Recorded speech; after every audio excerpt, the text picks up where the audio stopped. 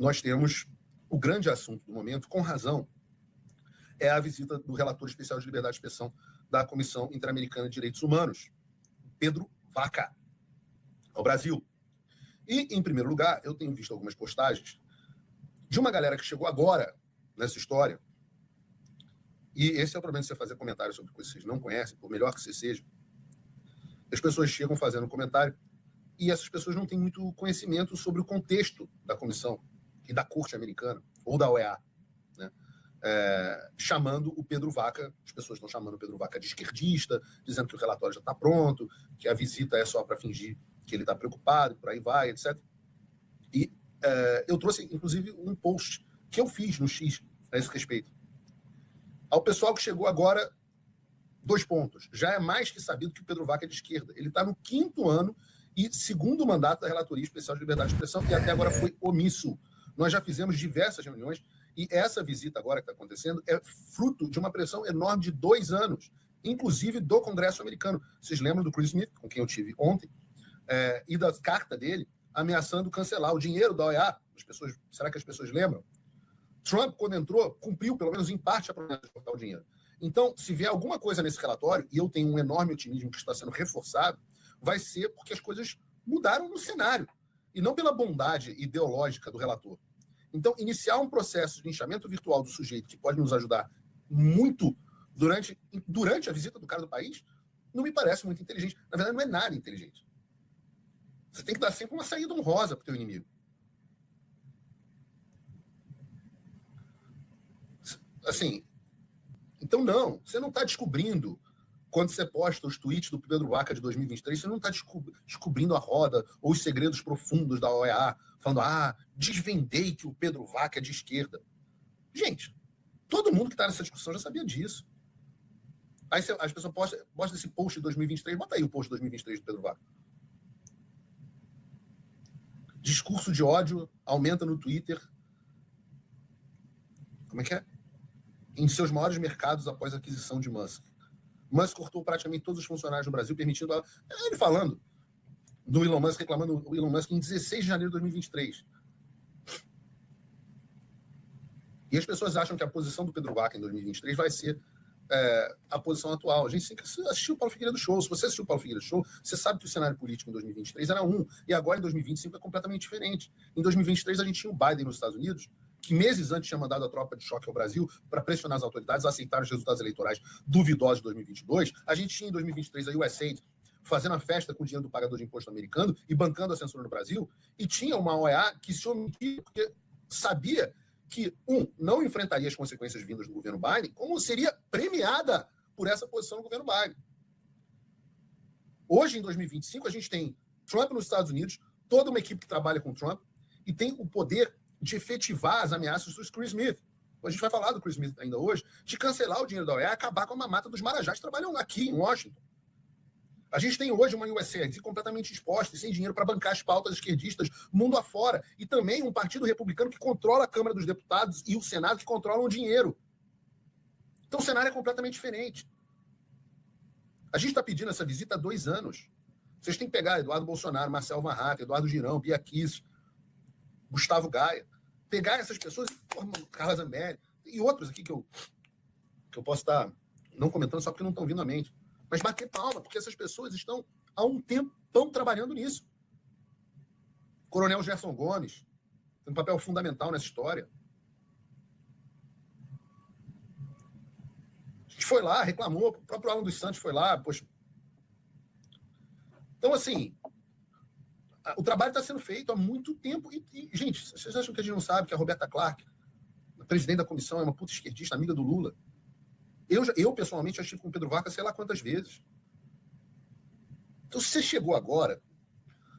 Ih, estou chegando agora, quero comentar. Calma, espera um pouco. Você acha mesmo que se descobriu a roda? Não sejam ingênuos. O Pedro Vaca e a OEA não têm mais a mesma liberdade para agir de maneira ideológica e instrumentalizar os cargos para promover a censura, ou pelo menos se omitir diante delas, porque as coisas mudaram. As coisas mudaram, o momento mudou. Eu falo para você, a onda na qual o Alexandre surfou não existe mais. E a rebordosa está chegando. Se você ainda insiste em acreditar na turma do Deixa Disso, que fala que o Trump não vai comprar esse tipo de briga, vejam o que o Trump fez essa semana em relação ao Tribunal Penal Internacional. Um tribunal que está se comportando de maneira ideológica, se omitiu, e mais do que se emitiu, um mandado de prisão contra o primeiro-ministro israelense, Benjamin Netanyahu. Você acha que esses caras iam sair impunes? Não. Vejam a ordem executiva. Algumas das consequências possíveis para funcionários, empregados e parentes incluem o bloqueio de propriedade e ativos e a não permissão de entrada nos Estados Unidos. Lembram quando eu falava que autoridades enlouquecidas perderiam seus vistos e sofreriam sanções financeiras? Lembram quando vocês achavam que eu era louco? Eu acho que essa realidade está se tornando cada vez mais... Eu não sei, eu acho que se você conversar, por exemplo, eu falava isso com um jornalista, eu tenho amigos, não sei se eu posso dizer isso, talvez. Eu tenho contatos com bastante jornalistas da mídia mainstream. E eles achavam que eu estava exagerando.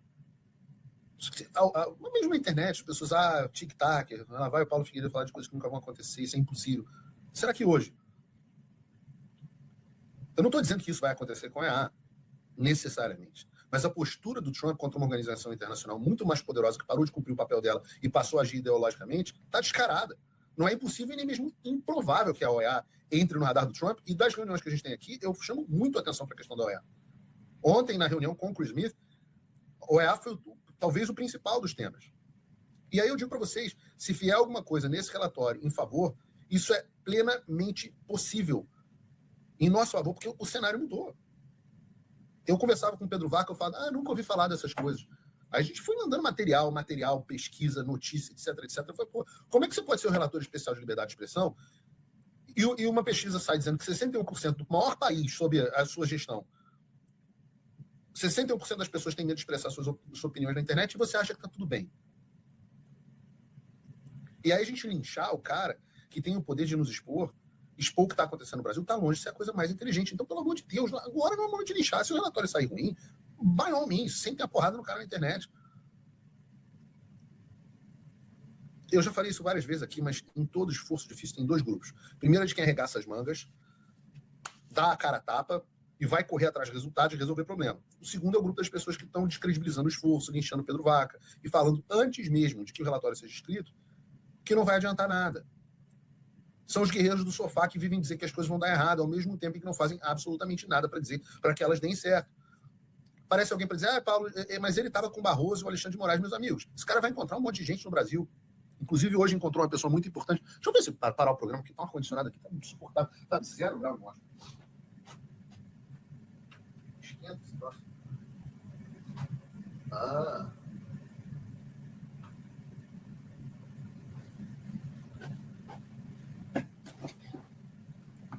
Frio. Então, inclusive, eu sei que ele encontrou uma pessoa muito especial, não posso dizer aqui, hoje. Como é que você vai fazer um relatório de liberdade de expressão sem ouvir os caras? Tem que ouvir, pô. O principal responsável pelas violações de direito, quem é? É o Alexandre, tem que ser ouvido. Barroso, presidente do STF, tem que ser ouvido. Mas dá para dizer, ele vai, em tese, vai encontrar o advogado do Felipe Martins, está encontrando o meu advogado. Aliás, o Felipe Martins tem um ponto interessante. Eu não entendi a razão de ouvir o Felipe Martins, porque o Pedro Vaca parece que ele virou o ouvidor do rei. Todo mundo quer reclamar com o Pedro Vaca. Daqui a pouco as pessoas estão reclamando com ele com o buraco da rua que a prefeitura não conserta. Tem militar querendo reclamar com ele. O pessoal entende. O cara é relator especial para um assunto específico, que é liberdade de expressão. Se você tem um caso voltado à liberdade de expressão, não espera, manda para ele. Agora, outros assuntos, não dá para falar das prisões ilegais do 8 de janeiro, porque isso confunde. Talvez para dar contexto, etc. Mas ele está aqui, tá no Brasil, para ouvir sobre violações específicas ao direito de liberdade de expressão. Tem muita gente fora de noção nesse sentido. Né?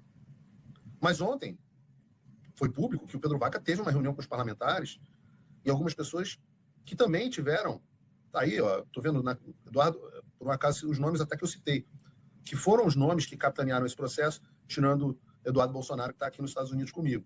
Então você tem o senador Eduardo Girão, deputado Gustavo Gaia, deputada Bia Kicis, deputada Carla Zambelli e deputado Marcel Van Hatten. São pessoas, algumas pessoas que também tiveram direito à liberdade de expressão violado E eu conversei com os deputados e a impressão deles foi absolutamente incrível.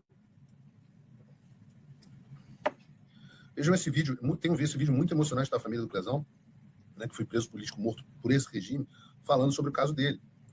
Queria botar o vídeo aqui, porque eu acho que serve para que nós lembremos por que a gente está lutando, né? Por quem que a gente está lutando, por que eu estou aqui passando esse perrengue. Bota aí o vídeo, Bruno, do Mídia Livre, né? Mi padre foi puesto preso injustamente e torturado en la calle. Mi padre no es criminoso. Mi padre es un hombre íntegro, bondoso y ejemplo de brasileño. Ellos no merecen, mi familia no merece eso. Estamos torturados até hoy. Y no es fácil vivir esto en Brasil. Por favor, nos ayude. Por favor.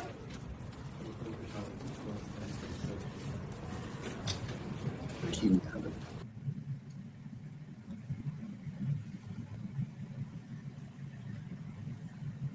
Podia ser minha filha falando de mim. Se eu estivesse no Brasil, podia ser minha filha falando de mim.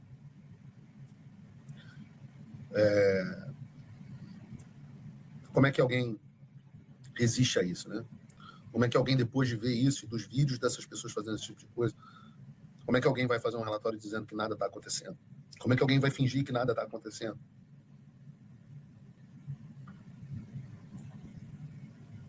Eu digo que vejam o vídeo, por exemplo, do Sam Puncher, do Metrópolis, onde ele conseguiu pegar. Aliás, esse cara pega umas coisas boas, assim, nem sempre muito profundas, mas ele corre atrás. Ele conseguiu pegar uma fala do Pedro Vaca, que praticamente não deu uma entrevista até o momento. Bota o vídeo aí. Sir Pedro, quick word for Brazilian media, please. How do you assess the visit to Brazil so far? We are listening to a lot of stories and reports, a very heavy agenda. So we are on that. Anything you heard so far is concerning about freedom of speech in Brazil? I mean, the tone of the reports are really impressive. We have to analyze this with calm. And about the meeting of the Supreme Court was satisfying about the freedom of speech? They present, I think they publish a press release on that. That's their voice. We will have ours later. Okay, thank you very much.